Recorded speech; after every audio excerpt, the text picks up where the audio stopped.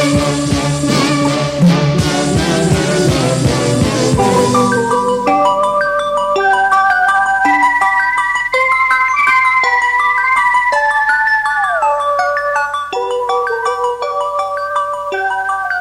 Cow.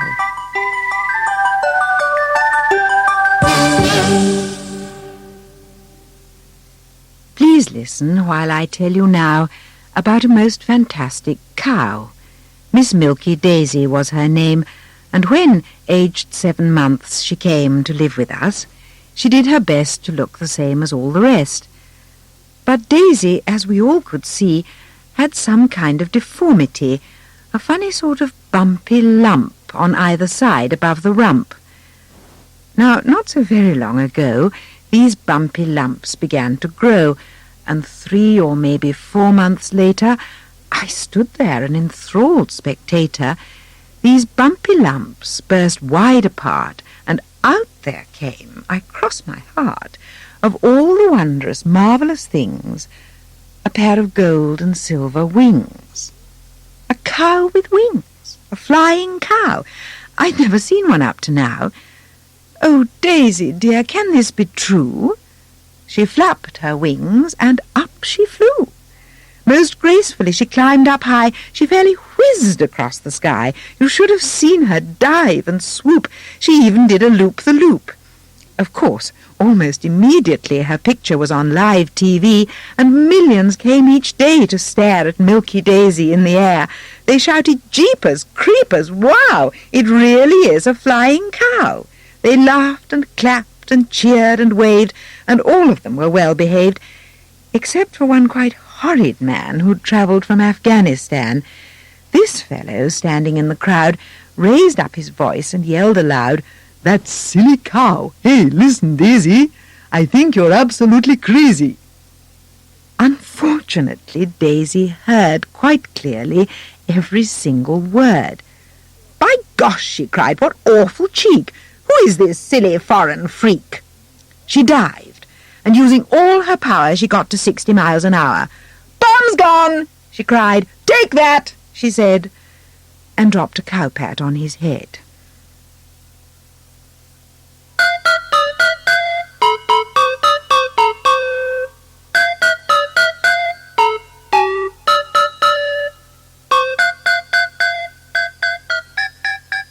The Crocodile.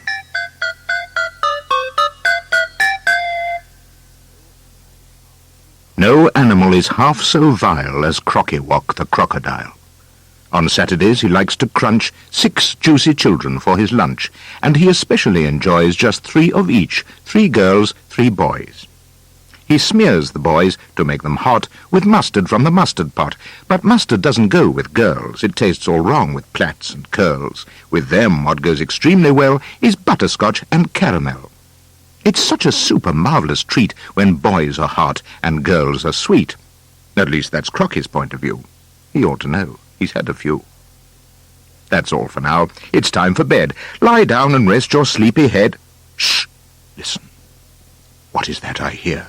Galumphing softly up the stair. Go lock the door and fetch my gun. Go on, child, hurry, quickly run. No, stop, stand back, he's coming in. Oh, look, that greasy, greenish skin, the shining teeth, the greedy smile. It's Crocky-Walk the crocodile.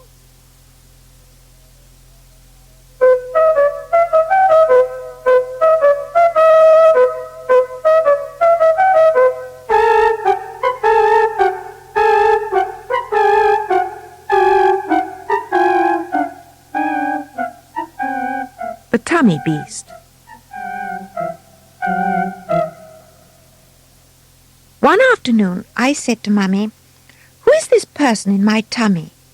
He must be small and very thin, or how could he have gotten in?" My mother said from where she sat, "It isn't nice to talk like that."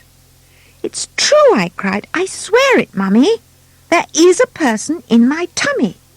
He talks to me at night in bed. He's always asking to be fed.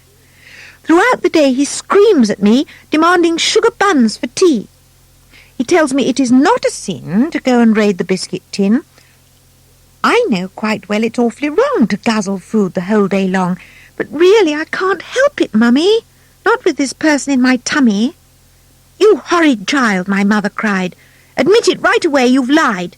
You're simply trying to produce a silly, asinine excuse. You are the greedy, guzzling brat, and that is why you're always fat. I tried once more. Believe me, Mummy, there is a person in my tummy. I've had enough, my mother said. You'd better go at once to bed. Just then, a nicely timed event delivered me from punishment. Deep in my tummy, something stirred, and then an awful noise was heard. A snorting, grumbling, grunting sound that made my tummy jump around. My darling mother nearly died. My goodness, what was that? She cried. At once the tummy voice came through. It shouted, Hey there, listen you. I'm getting hungry. I want eats. I want lots of chocks and sweets. Get me half a pound of nuts. Look snappy or I'll twist your guts. That's him, I cried. He's in my tummy. So now do you believe me, Mummy? But Mummy answered nothing more, for she had fainted on the floor.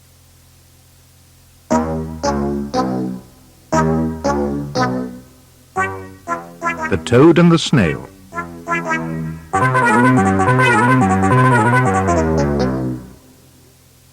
I really am most awfully fond of playing in the lily pond. I take off shoes and socks and coat and paddle with my little boat.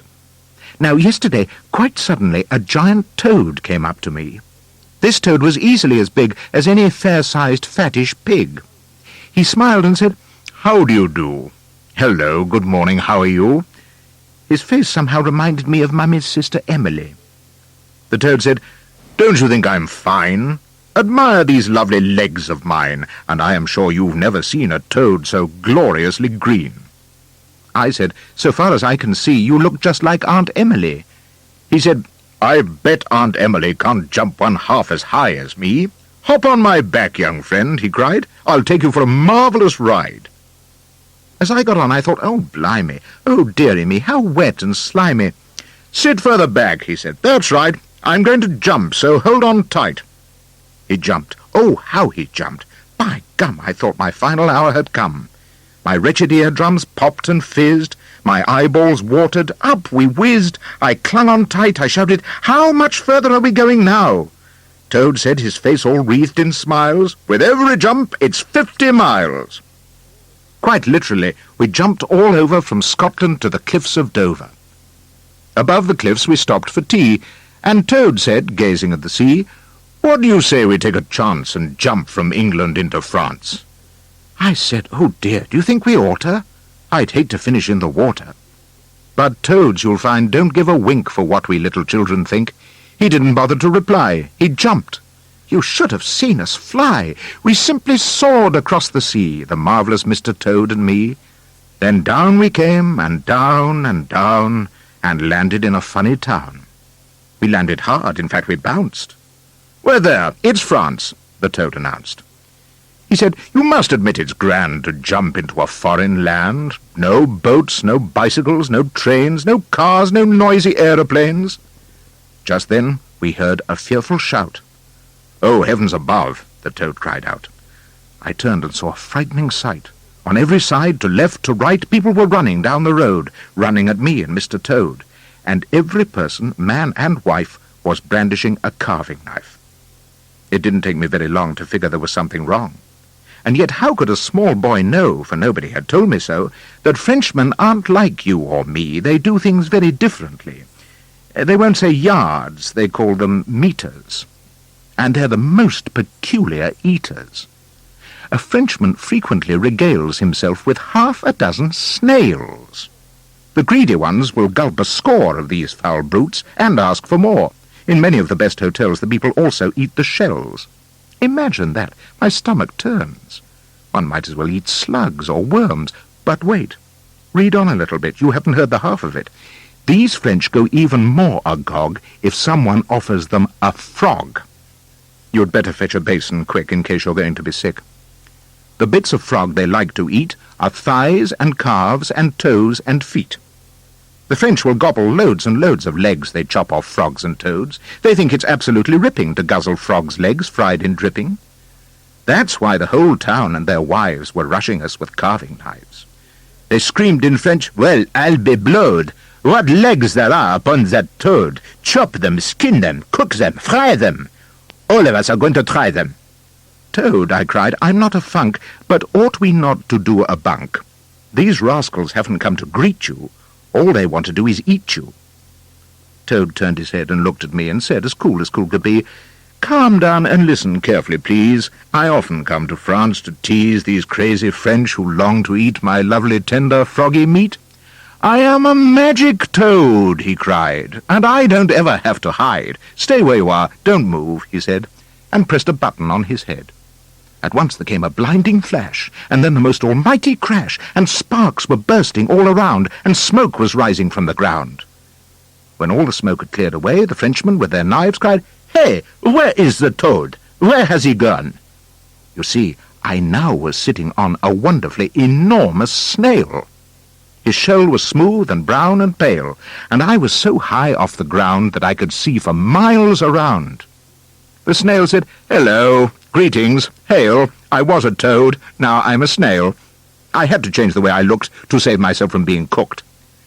"Oh, snail," I said, "I'm not so sure. I think they're starting up once more." The French were shouting, "What a snail! Oh, what a monster! What a whale! He makes the toad look teachy small. There's lovely snail meat for us all. We'll bake the creature in his shell and ring aloud the dinner bell. Get garlic, parsley, butter, spices. We'll cut him into 50 slices. Come sharpen up your carving knives. This is the banquet of our lives." I murmured through my quivering lips, "Oh, snail, I think we've had our chips." The snail replied, "I disagree. These greedy French, they'll not eat me." But on they came. They screamed, "Yahoo! Surround the brute, and run him through!" Good gracious, I could almost feel the pointed blades, the shining steel. But Snail was cool as cool could be. He turned his head and winked at me, and murmured, "Au revoir, farewell," and pulled a lever on his shell. I looked around. The snail had gone. And now who was I sitting on? Oh, what relief, what joy, because at last I'd found a friend. It was the gorgeous, glamorous, absurd, enchanting roly-poly bird. He turned and whispered in my ear, "Well, fancy seeing you, my dear." Then up he went in glorious flight. I clutched his neck and hung on tight. We fairly raced across the sky, the roly-poly bird and I, and landed safely just beyond the fringes of the lily pond. When I got home, I never told a solitary single soul what I had done, or where I'd been, or any of the things I'd seen. I did not even say I rode upon a giant jumping toad, 'cause if I had, I knew that they would not believe me anyway. But you and I know well it's true. We know I jumped, we know I flew. We're sure it all took place, although not one of us will ever know. We'll never understand why children go to Wonderland.